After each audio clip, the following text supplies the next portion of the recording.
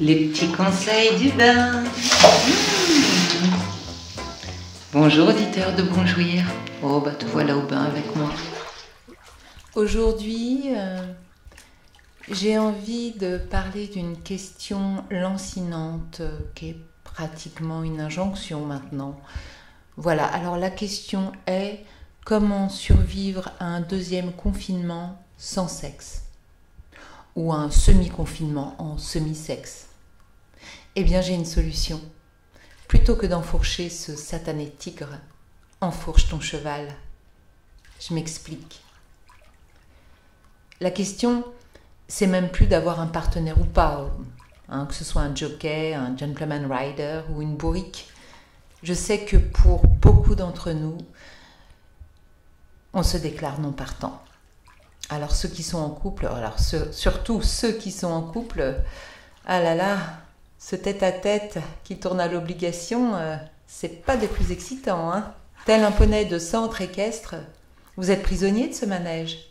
Vos masques sont des œillères et vous foulez votre libido à coups de sabot.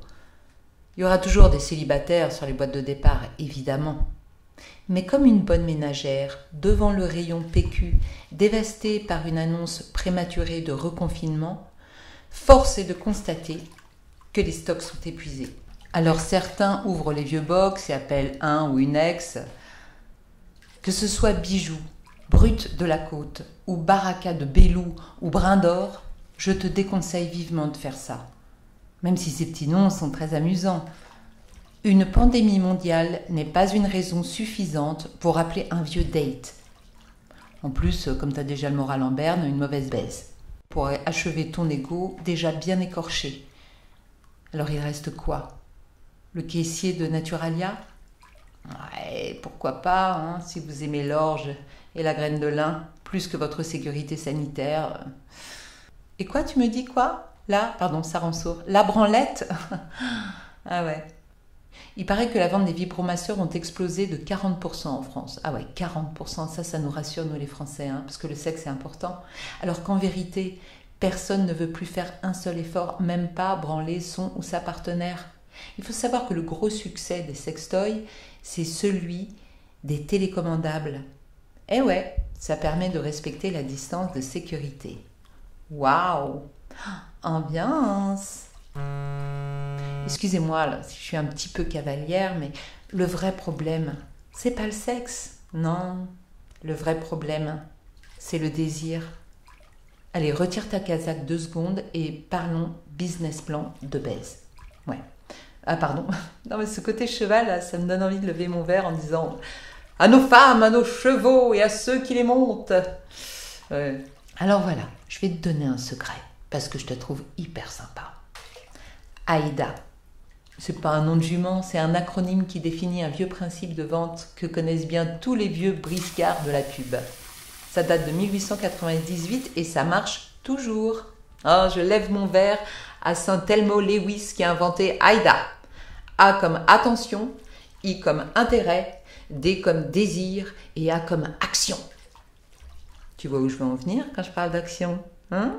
Oh là là, ça sent l'écurie. Petite explication.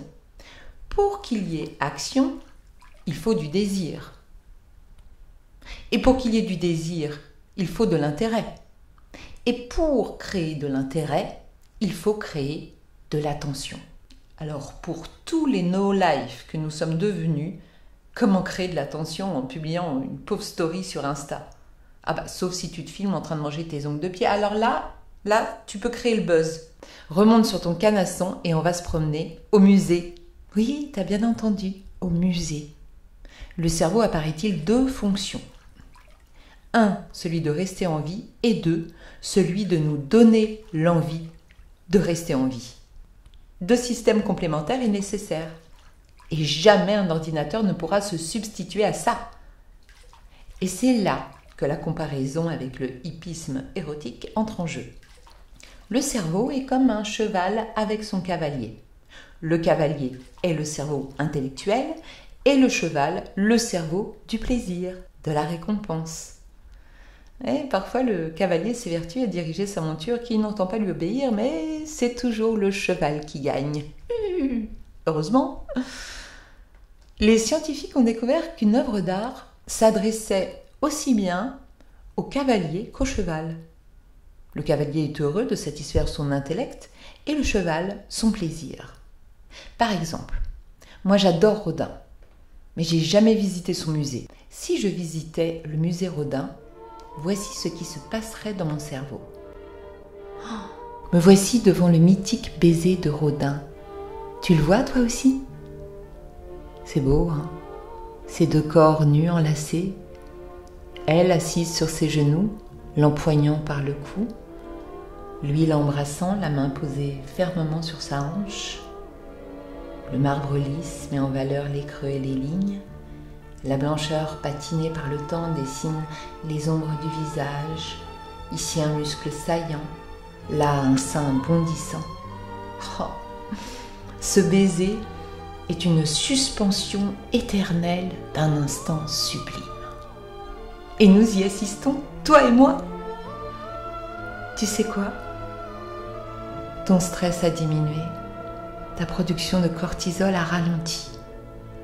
Alors que tes yeux redessinent les courbes de la statue, ton cœur bat moins vite, ton corps se détend.